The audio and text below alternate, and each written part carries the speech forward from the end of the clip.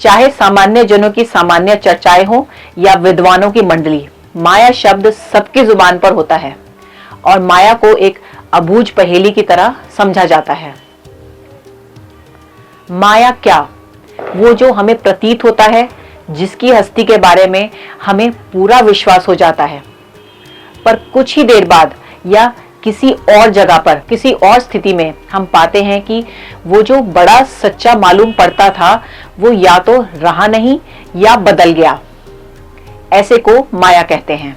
तो देखने वाला गलत, देखने का उसका उपकरण सीमित, अनुपयुक्त, और जिस विषय को वो देख रहा है वह विषय छलावा और छल। इन तीनों गलतियों को मिलाकर के जो निकलता है उसको माया कहते हैं।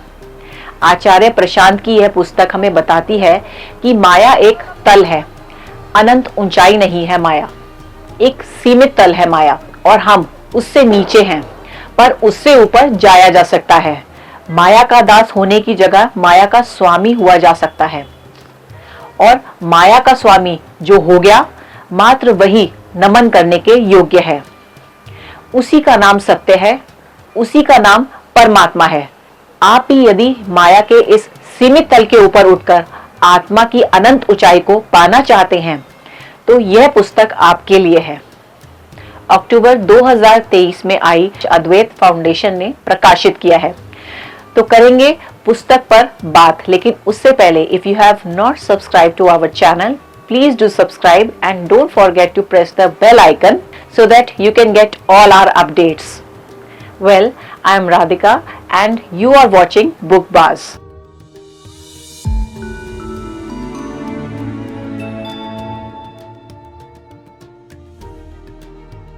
माया आचार्य प्रशांत की पुस्तक है। कुछ भी हमारे लिए है वो सब माया है। जो कुछ भी हम महसूस करते हैं, जैसे मैंने जाना, मैंने देखा, मैंने सुना, मैंने छुआ, मेरे साथ हुआ, वो सब माया है। स्थूल विषय ही नहीं कि ये मेज है, इसको मैंने ऐसे छू लिया। हमारे विचार और कल्पनाएं भी, आप जिस भी विषय का चिंतन कर सकते हैं वो माया है। माया का संबंध वास्तव में विषय से नहीं, क्योंकि अगर माया का संबंध विषयों से होता है तो विषय और विषय में मायागत भेद भी नहीं होते। माया किसी विषय को नहीं छोड़ती, क्योंकि उसे विषय से कुछ लेना देना नहीं है। उसको लेना देना है उससे जो विषय का अनुभव करता है। विषय बुरा नहीं है, विषय अच्छा भी नहीं है। हम सच्चाई को तीन तलों पर रखते हैं। हम कहते हैं सत्य, तथ्य, कल्पना। सत्य वो जो बदल नहीं सकता, चाहे समय बीत जाए, दुनिया बीत जाए, अनुभव करने वाला बदल जाए। सत्य वो नित्य है, अपरिवर्तनीय, जिसमें कभी परिवर्तन नहीं आएगा। जो समय की धारा से बाहर है उसे कहते हैं सत्य। माया है अपने अनुभवों को ही सच मान लेती है, और माया लोक संस्कृति में इतनी घुस जाती है कि फिर हम कहने लगते हैं कि हमारी आंखों ने जो देखा, कानों ने जो सुना, वही बात सच होगी। माया मुस्कुराती है। माया पारंपरिक रूप से बाहरी चीजों को बोला गया है। बाहर सब धुंधला दिखाई देने लगता है तो उसको कहते हैं माया। अंदर धुंध का छा जाना है मोह।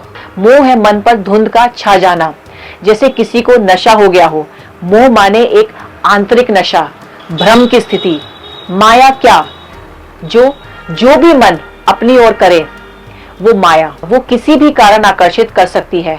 वो ऐसे भी आकर्षित कर सकती है कि लुभावनी लग रही है, और ऐसे भी आकर्षित कर सकती है कि डरावनी लग रही है। माया दो तरह की होती है। एक माया होती है जो राम से मिला देती है, दूसरी हमें नरक की ओर ले जाती है। मन ही ऐसा होता है जो इधर से उधर भागता रहता है।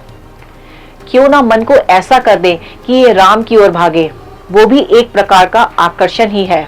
मीरा रो रही है कृष्ण के लिए, कह रही है कि शैया बिछी हुई है, आते क्यों नहीं, सेज सूनी पड़ी है।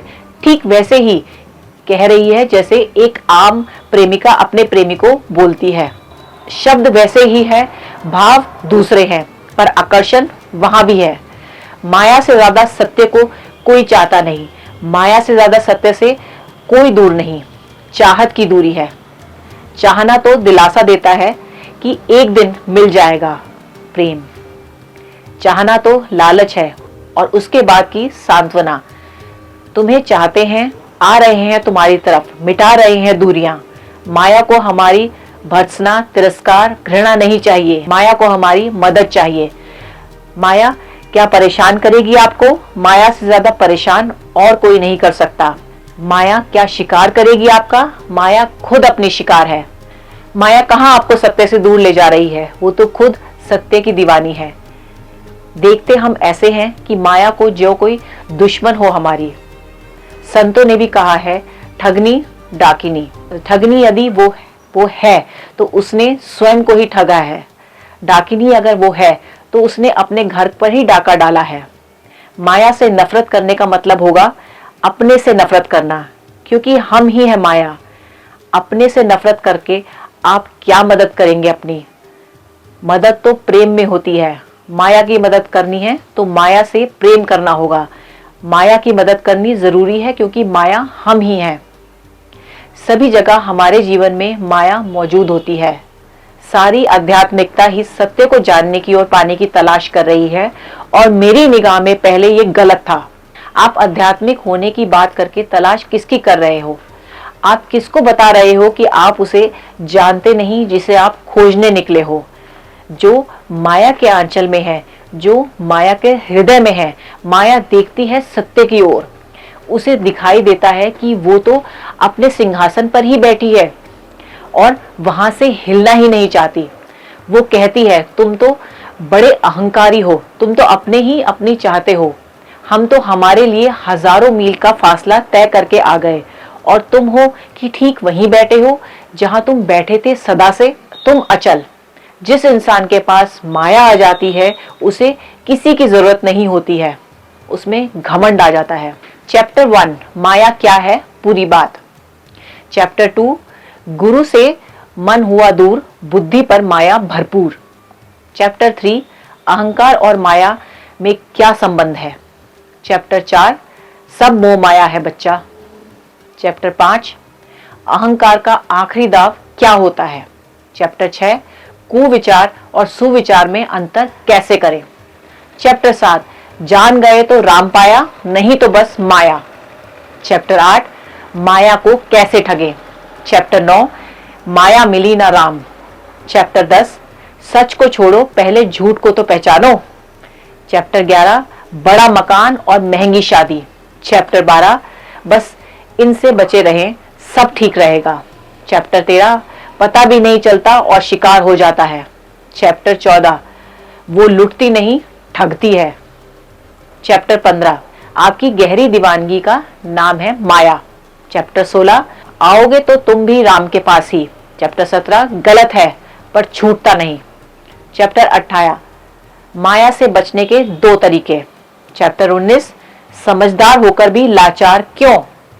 चैप्टर 20, क्या माया कभी नहीं हारती, मुक्ति कब मिलेगी।